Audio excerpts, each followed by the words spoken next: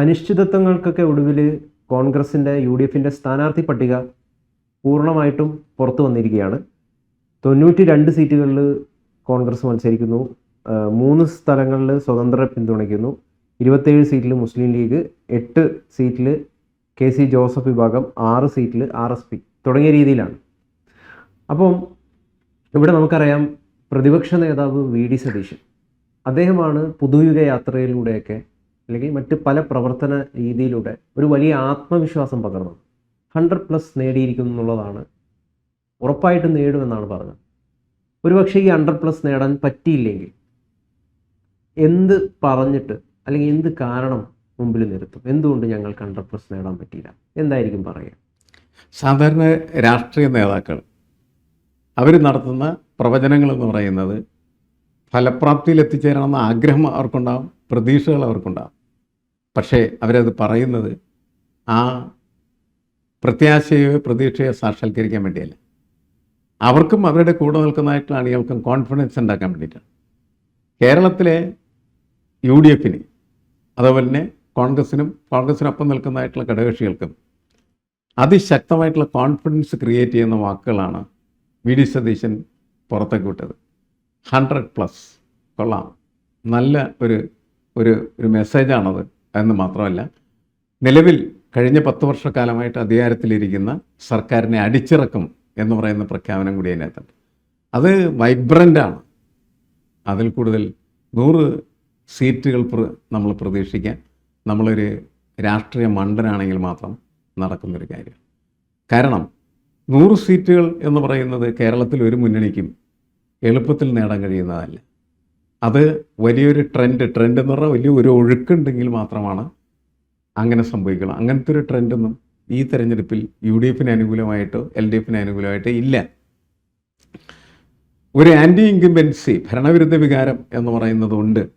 പക്ഷേ ആ ഭരണവിരുദ്ധ വികാരത്തെ മറികടക്കാനായിട്ട് അല്ലെങ്കിൽ അത്തരത്തിലുള്ള ഹർഡിലുകളെ മറികടക്കാനായിട്ട് ഭരണകൂടം അല്ലെങ്കിൽ ഭരണകക്ഷി ആശ്രയിച്ചിരിക്കുന്നത് എന്തിനാണ്?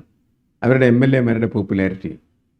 എന്നുവെച്ചാൽ സർക്കാർ ചിലപ്പോൾ അൺപോപ്പുലറായിരിക്കും, പക്ഷെ സർക്കാർ ഉണ്ടാക്കിയ ആ MLAമാരും മന്ത്രിമാരും ഒന്നും അത്ര അൺപോപ്പുലറല്ല.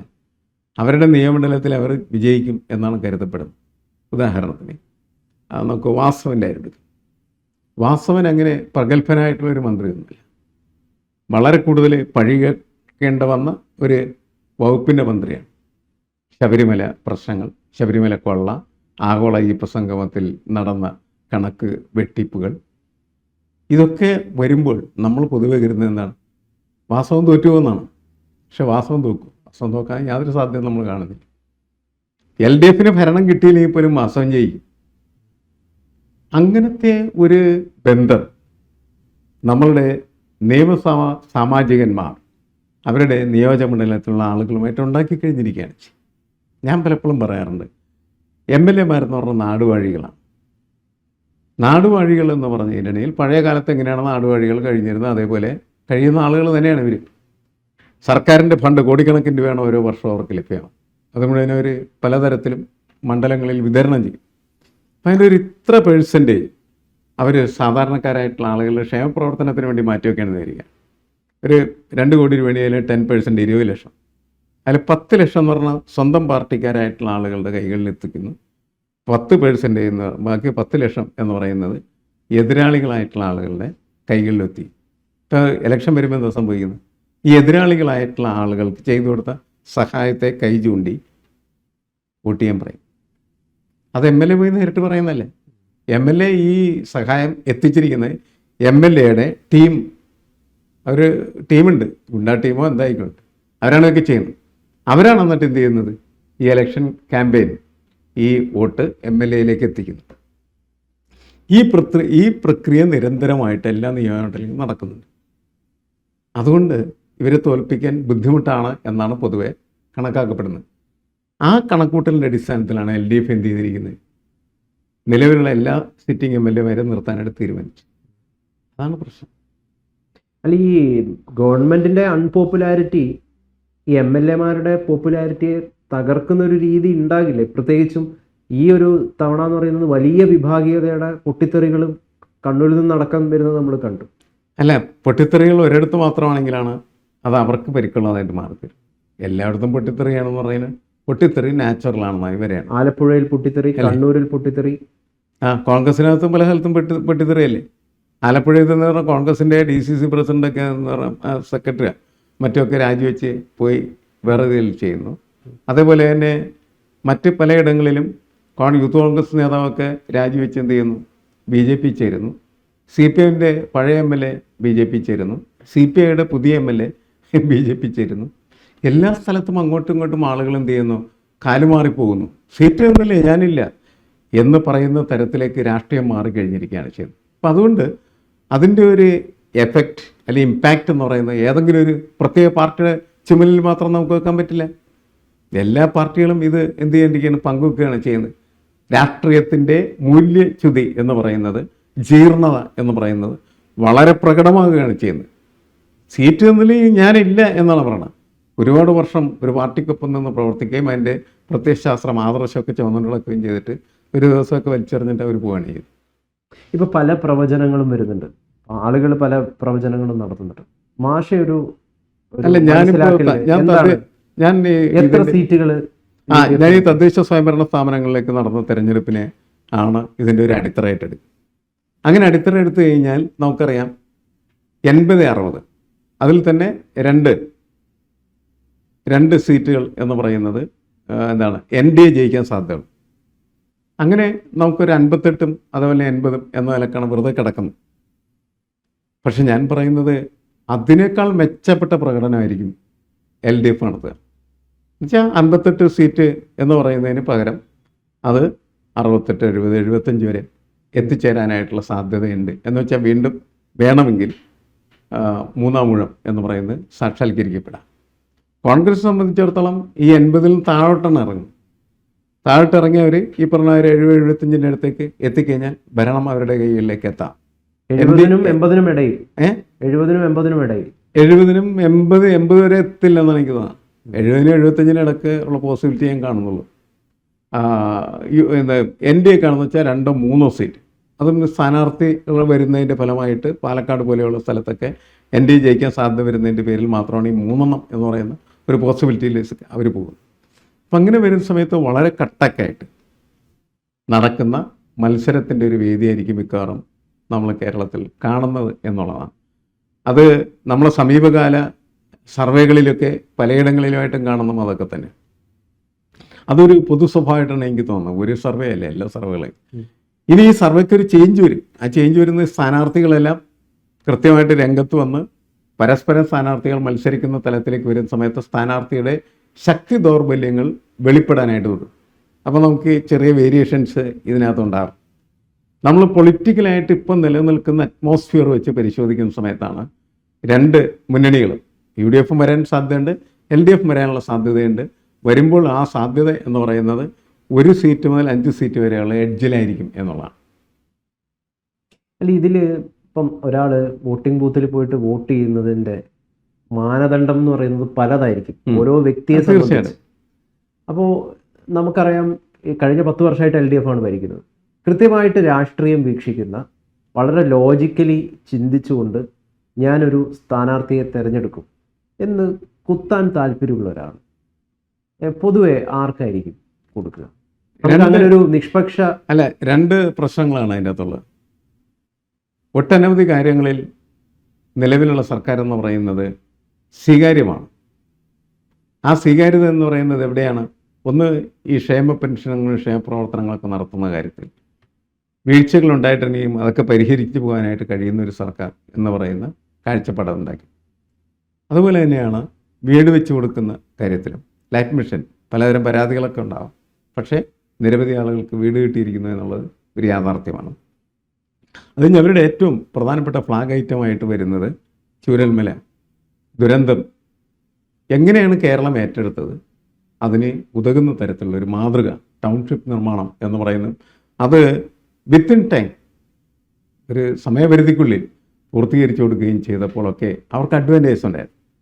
അവർക്ക് എതിരെ അഡ്വാൻറ്റേജ് എന്തൊക്കെയാണ്? പല മേഖലകളിൽ പല കാര്യങ്ങളിൽ അവർക്ക് പ്രതികൂലമായിട്ടുള്ള ഒപ്പീനിയൻസാണ് നിർമ്മിച്ചത്. ഇപ്പോൾ നമുക്കറിയാം കേരളത്തിലെ ആരോഗ്യ മേഖല നല്ലതാണ്. പക്ഷേ അതിന് ഒരുപാട് വീഴ്ചകളുണ്ട്. ആ വീഴ്ചകൾ പല ഘട്ടങ്ങളിലും സർക്കാരിനെതിരായിട്ടുള്ള അഭിപ്രായ രൂപീകരണത്തിന് കാരണമായി മാറിത്തീരുകയാണ് ചെയ്യുന്നത്. ഒരു കാലത്ത് നമ്മുടെ ആശുപത്രികളിൽ മരുന്നുകളൊന്നും ഉണ്ടായിരുന്നില്ല. മരുന്നിൻ്റെ ചീട്ടെഴുതി കൊടുക്കലാണ് അവിടെ വന്നിരിക്കുന്ന ഡോക്ടറുടെ പ്രധാനപ്പെട്ട ആ കണ്ടീഷൻ അല്ല ഇപ്പോൾ. അത്യാവശ്യത്തിന് മരുന്ന് സംവിധാനങ്ങളൊക്കെ ഉണ്ട്, അത് പ്രവർത്തിക്കുന്നുണ്ട്. പക്ഷേ അതിനൊപ്പം തന്നെ ശസ്ത്രക്രിയ ഉപകരണങ്ങൾ വേണ്ടത്ര ലഭ്യമല്ലാത്ത സാഹചര്യങ്ങൾ പലപ്പോഴും പ്രശ്നങ്ങളുണ്ടാകുന്നുണ്ട്. വയറ്റിൽ കത്രിക ഉപേക്ഷിക്കുക, കത്രിക മാത്രമല്ല തുണി, ഇത്തരത്തിലുള്ള അശ്രദ്ധകളൊക്കെ നടക്കുകയും അതൊക്കെ ഗവൺമെൻറ്റിനെതിരെ വലിയ വികാരമായിട്ട് വളർന്നു വരികയൊക്കെ ചെയ്തു എന്നുള്ളത് ശരിയാണെങ്കിലും ആളുകൾക്ക് ഒരു രീതിയിൽ മാത്രമല്ല ആളുകൾ രണ്ടും ആളുകൾ കാണുന്നുണ്ട്, രണ്ടും മനസ്സിലാക്കുന്നുണ്ട് എന്നുള്ളത്. പക്ഷേ ഇതിനൊക്കെ അപ്പുറം അങ്ങനെയാണെങ്കിൽ നമ്മൾ ഉമ്മൻചാണ്ടി കാലത്ത് ഒരുപാട് നല്ല വികസന പ്രവർത്തനങ്ങൾ അദ്ദേഹം ചെയ്തിട്ടുണ്ട്. പക്ഷേ പരിഗണനയ്ക്കെടുത്തത് അതുമാത്രമാണോ? അല്ല, അതിൻ്റെ ഏറ്റവും അവസാനം വന്നു നിന്ന മറ്റ് ചില വിഷയങ്ങളൊക്കെയാണ്. പിന്നീട് ക്ലീൻ ചിറ്റ്, കോടതി പോലും അദ്ദേഹത്തിന് ഒന്നും നിരപരാധി അതുകൊണ്ടല്ല. ശരിക്കും എങ്ങനെയാണെന്ന് വെച്ചാൽ ഇപ്പോൾ ഈ സർക്കാർ അഴിമതി സർക്കാരാണ് എന്ന് പറയുന്ന ഫീൽ നിർമ്മിക്കുന്നതിൽ യഥാർത്ഥത്തിൽ പ്രതിപക്ഷം എന്ത് ചെയ്ത് പരാജയപ്പെട്ടിരിക്കും. ഒരു MLA-ക്കെതിരെ അഴിമതി ആരോപണം എന്ന് പറയുന്നത് കൊണ്ടുവരുന്നതിനോ മന്ത്രിക്കെതിരെ അഴിമതി ആരോപണം കൊണ്ടുവരുന്നതിനോ അത് പ്രബലമായി നിലനിർത്തുന്നതിനോ ഒന്നും പ്രതിപക്ഷത്തിന് കഴിഞ്ഞിട്ടില്ല. അഴിമതി എന്ന് വെറുതെ വിളിച്ചു പറഞ്ഞിട്ട് കാര്യമില്ല. എത്രയോ അഴിമതി ആരോപണങ്ങൾ ഉന്നയിച്ചു, അതൊന്നും പ്രബലമായി തെളിയിക്കപ്പെട്ടില്ല എന്നുള്ളത് നമ്മുടെ നാട്ടിലെ സാംസ്കാരിക പ്രവർത്തകരായിട്ടുള്ള ആളുകൾ പറയുന്നുണ്ട്. ഇപ്പോൾ സച്ചിദാനന്ദ മാഷൊക്കെയാണ്, ജനാധിപത്യം ഇല്ലാതാവും. അവർ ഇതൊന്നും കാണാഞ്ഞിട്ടല്ല, ഈ വികസന പ്രവർത്തനങ്ങളൊന്നും അവർ കാണാഞ്ഞിട്ടല്ല, ജനാധിപത്യം നഷ്ടമാകും, കേരളം അപകടത്തിൽ പോകുമെന്നൊരു സൂചന അവർ ഓൾറെഡി നൽകി കഴിഞ്ഞു. അതെന്താണ്? അതിനെക്കുറിച്ച് ആളുകൾ ചിന്തിക്കില്ലേ? തീർച്ചയായിട്ടും അതൊക്കെ പ്രധാനപ്പെട്ടത് തന്നെയാണല്ലോ. അധികാരം എങ്ങനെ ദുരാധികാരമായി മാറും എന്നുള്ളതായിരുന്നു സച്ചിദാനന്ദൻ മാസ്റ്ററുടെ ഒരു പ്രധാനപ്പെട്ട ചോദ്യം എന്ന് പറയുന്നത്. അത് ഞാൻ പറയുന്നത് ഇപ്പോൾ മാത്രമല്ല, എപ്പോഴൊക്കെ ഈ CPM അധികാരത്തിൽ വരുന്നു ആ സമയത്ത് CPM-ൻ്റെ അധികാര ഗർവ് എന്ന് പറയുന്നത് CPM-ന് നെഗറ്റീവ് വോട്ട് ഉണ്ടാക്കിയിട്ടുള്ളത്. നിങ്ങളുടെ ഗർവം, നിങ്ങളുടെ ധൂർത്തും നിങ്ങൾക്ക് പ്രതികൂലമായിട്ടുള്ള അഭിപ്രായം ഉണ്ടാക്കുകയും നിങ്ങളെ ഭരണത്തിൽ നിന്ന് പറഞ്ഞുവിടാൻ കാരണമായി തീരുകയും ചെയ്യും. എന്നാൽ നേരത്തെ ഞാൻ പറഞ്ഞതുപോലെയുള്ള പ്രവർത്തനങ്ങൾ, വികസന പ്രവർത്തനങ്ങൾ, കാരണം ഇന്നത്തെ ആളുകളുടെ ഏറ്റവും പ്രധാനപ്പെട്ട അജണ്ട എന്ന് പറഞ്ഞാൽ വികസനം എന്തോരം ഉണ്ടെന്ന് നോക്കലാണ്. എന്നുവെച്ചാൽ നമുക്കെത്ര നല്ല റോഡുകൾ ഉണ്ടാകുന്നുണ്ട്, നമുക്കെത്ര മറ്റ് കാര്യങ്ങളിൽ വികസിക്കാനും പുരോഗമിക്കാനും കഴിയുന്നുണ്ട്. ഇതൊക്കെ നോക്കുന്ന സമയത്ത് നമ്മുടെ സർക്കാർ സ്കൂളുകൾ, അവരുടെയൊക്കെ ഇൻഫ്രാസ്ട്രക്ചർ എന്ന് പറഞ്ഞാൽ വളരെ മികച്ചതാക്കാനായിട്ട് ഈ സർക്കാരിന് കഴിഞ്ഞിട്ടുണ്ട്. വിദ്യാഭ്യാസം എന്ന് പറയുന്ന ഇൻഫ്രാസ്ട്രക്ചർ മാത്രമല്ല എന്നുള്ളത് എന്നെപ്പോലുള്ള ആളുകളുടെ ഉത്കണ്ഠയും പ്രശ്നങ്ങളാണ്. പക്ഷെ സാംസ്കാരിക മേഖലയിൽ ഒരു അത്രമാത്രം അധപ്പതനമല്ലേ? ലോ ആൻഡ് ഓർഡർ കൃത്യമായിട്ട് പ്രവർത്തിക്കുന്നുണ്ട്. ഇതിനിടയിലാണ് ഒരു ഗുണ്ടയെ റോഡിൽ വെട്ടിക്കൊന്നു, വലിയ ചർച്ചയായിട്ടുണ്ടായി. ഏത് സർക്കാർ വന്നാലും വഴിയരികിൽ ഗുണ്ടകൾ വെട്ടിക്കൊല്ലപ്പെടാം. പക്ഷേ അത് കഴിഞ്ഞതിന് ശേഷം പോലീസ് എങ്ങനെയാണ് പ്രവർത്തിച്ചതെന്നുള്ളതാണ്. ആ ഗുണ്ടകളെ പെട്ടെന്ന് തന്നെ, അത് മാത്രമല്ല അങ്ങനെയുള്ള ലോ ഞാൻ പറയുന്ന കാര്യം, അവരെ പിടിച്ചോ ഇല്ലെന്നുള്ളതാണ് പ്രശ്നം. അവരെ പെട്ടെന്ന് പിടികൂടി എന്നുള്ളതാണ്. അങ്ങനെ പിടിക്കുകയല്ലാതെ ഈ റോഡിൽ നടക്കുന്ന കൊലപാതകങ്ങൾ, വെട്ടിക്കൊലകൾ, ഗുണ്ടാവിളയാട്ടങ്ങൾ അതിനൊക്കെ പൂർണ്ണമായിട്ട് ഒഴിവാക്കാനായിട്ട് കഴിയും എന്ന് കരുതരുത്. അവരെ നിയന്ത്രിക്കുന്നതിൽ കൃത്യമായിട്ടുള്ള നിലപാടുണ്ടോ എന്നുള്ളതാണ്. ആ നിലപാട് ഇക്കാര്യത്തിൽ വ്യക്തമായിട്ട് കാണാം. പക്ഷേ പലപ്പോഴും പോലീസ് രാജ് എന്ന് പറയുന്നത് ആക്ഷേപത്തിന് വിധേയമായിട്ടുണ്ട്. ഏറ്റവും കൂടുതൽ ചീത്തപ്പേരുണ്ടാക്കിയിട്ടുള്ള പോലീസ്. ഒരിടയ്ക്ക് എന്ന് പറഞ്ഞതിനിടയിൽ വീടിൻ്റെ മുമ്പിലൊക്കെ നാട്ടിലിരുന്ന കരിങ്കൊടി വരെ, കരിങ്കൊടി എന്ന് പറഞ്ഞാൽ മരിച്ചതിൻ്റെ പേരിൽ ഒരു കറുത്ത കൊടി വീട്ടിൽ വെച്ചിരിക്കുക, അതൊക്കെ പോലീസ് എടുത്തുകൊണ്ട് പോകാൻ. അതുപോലെ കറുത്ത മാസ്ക് വെച്ച് നടക്കുന്ന ആളുകളൊക്കെ പിടിച്ചടിക്കുക. പിന്നെ വഴിയിൽ ട്രാഫിക് പോലീസ് നിൽക്കുക, അവരെന്ത് ചെയ്യുന്നു വെച്ചാൽ അതിനിടയിൽ പരിശോധന കിടക്കുക, ഹെൽമെറ്റിന് യാത്രക്കാരൻ്റെ തലക്കടിക്കുക. അത്തരത്തിൽ ക്രിമിനലുകളായി പോലീസുകാർ പ്രവർത്തിച്ച തരത്തിലുള്ള ഒരുപാട് അഭിപ്രായങ്ങൾ ഉയർന്നു വരികയും അതൊക്കെ ഗവൺമെൻറ് വിരുദ്ധമായിട്ടുള്ള അഭിപ്രായങ്ങളായി മാറിത്തരികയും ചെയ്യും. ഒരു കാര്യം കൊണ്ട് മാത്രമല്ല ഒരു സർക്കാർ വിലയിരുത്തപ്പെടും. തൊഴിലാളി രാഷ്ട്രീയം പറയുന്ന ഒരു സർക്കാർ ആശാസമരത്തിൽ കാണിച്ച എടുത്ത നിലപാട്, അതിന് പരിഹാരം കാണുന്നത് എങ്ങനെയാണ്? അതിന് പരിഹാരം അവർ കാണുന്നത് 1 പ്രാവശ്യം 1000 രൂപ ഓണറേയും വർദ്ധിപ്പിച്ചു, പിന്നീട് 1 പ്രാവശ്യം കൂടി എന്ത് ചെയ്തു, ഓണറേയും വർദ്ധിപ്പിച്ചു വിട്ടു. അതുകൊണ്ട് എല്ലാമായോ എന്ന് ചോദിച്ചാൽ എല്ലാം ആകുന്നില്ല. പണ്ട് ബെർത്തോൾട്ട് ബർത്തി ചോദിച്ചതെന്ന് വെച്ചാൽ നിങ്ങൾക്ക് ഒരു അപ്പത്തുണ്ട് മതിയാ എന്ന് വെച്ചാൽ തൊഴിലാളി പറയുന്നത് എനിക്ക് അപ്പത്തുണ്ടല്ല, മുഴുവൻ അപ്പവും വേണമെന്ന് തന്നെയാണ്. അങ്ങനെയാണ് എപ്പോഴും തൊഴിലാളികളുടെ അവകാശങ്ങൾക്ക് വേണ്ടി ബാധിക്കാനായിട്ട് വേണ്ടി. സർക്കാരുകൾ അത് മുഴുവനുമായിട്ടും അംഗീകരിച്ചൊരിക്കലും കൊടുക്കില്ല.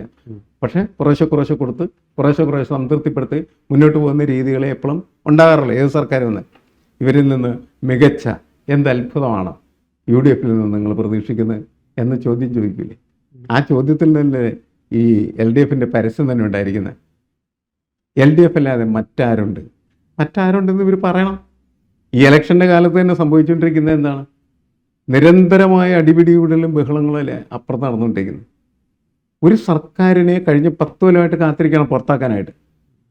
എന്നിട്ട് തെരഞ്ഞെടുപ്പിൻ്റെ നോട്ടിഫിക്കേഷൻ വന്നു കഴിയുമ്പോൾ ഇവർ നമ്മൾ തല്ലുപിടിച്ചുകൊണ്ടിരിക്കുന്നതാണ്. ശരി അല്ലല്ലോ. അപ്പോൾ ഇവരെന്ത് സന്ദേശമാണ് സമൂഹത്തിന് കൊടുക്കുന്നത്? ഇത്തരം പ്രശ്നങ്ങളൊക്കെ ഈ വോട്ട് ചെയ്യാൻ പോകുന്ന സമയത്ത് ഇവരുടെ എല്ലാം മുന്നിലേക്ക് വരുന്നു.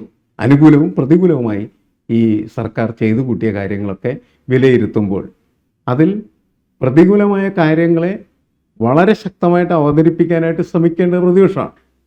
ആ പ്രതിപക്ഷം അതിൻ്റെ അകത്ത് വിജയിച്ചാൽ മാത്രമേ നിലവിലുള്ള ഭരണകൂടം എന്ത് ചെയ്യുള്ളൂ, ഇറങ്ങിപ്പോവുകയുള്ളൂ. അവരെത്രമാത്രം അതിൻ്റെ അകത്ത് വിജയിക്കുന്നു എന്ന് നോക്കിയിട്ട് നമുക്ക് അതുകൊണ്ടൊരു പ്രവചനം സാധിക്കും. ഇപ്പോൾ കണ്ണൂർ ജില്ലാ സെക്രട്ടേറിയറ്റിൽ നിന്ന് പുറത്താക്കപ്പെട്ട ഗോവിന്ദൻ ഉന്നയിച്ച കാര്യം അത് ചില്ലറപ്പെട്ട കാര്യമല്ല. കുടുംബാധിപത്യത്തെ, ധിക്കാരത്തെ, തോന്നിയവാസത്തെ ഇതിനെ ചോദ്യം ചെയ്തേ മതിയാകൂ എന്ന ഉദ്ദേശത്തിലാണ് ഞാൻ ഈ കാര്യം തുറന്നു പറഞ്ഞതെന്നുള്ളതാണ്. മാഷിപ്പം പറഞ്ഞുള്ള പല നേട്ടങ്ങളുണ്ടല്ലോ, ഇതൊന്നും ഇദ്ദേഹത്തിന് അറിയാഞ്ഞിട്ടല്ല. പക്ഷേ ഈ തെരഞ്ഞെടുപ്പിൽ ഏറ്റവും കൂടുതൽ ചർച്ചയാകേണ്ടത് എന്താണ്?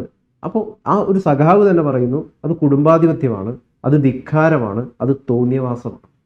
ഇത് വളരെ പ്രധാനപ്പെട്ട കാര്യമാണ്. ഈ പ്രധാനപ്പെട്ട കാര്യം ഉള്ളതുകൊണ്ടാണ് അവരെന്ത് ചെയ്യുന്നത്, വിജയത്തിൽ പരിങ്ങല്ലാവുന്നത്.